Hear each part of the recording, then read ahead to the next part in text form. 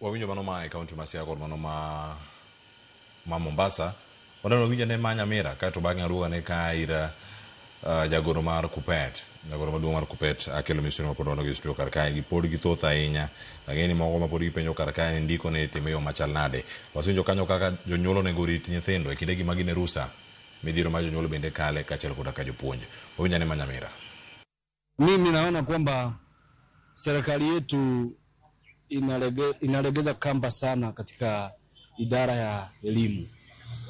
Kwanza kabisa sioni kabisa, maana walimu wetu wana changamoto kubwa sana. Na hiyo changamoto sasa inaelekea kwa wazazi wetu ambao wanapewa jukumu ngumu sana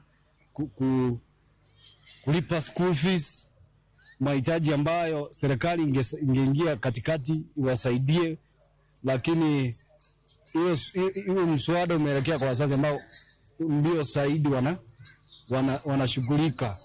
So mimi ningeomba serikali yetu kama ingependelea kwanza iangalie elimu. Wachukue pesa waweke katika idara ya elimu, ndio wanafunzi watasaidika zaidi.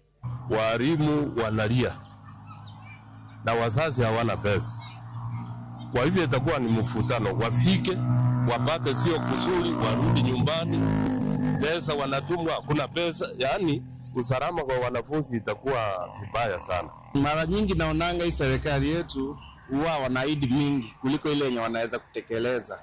So vile naona serikali huanga haija prepare vizuri kushughulikia mambo ya dharura kama ya elino.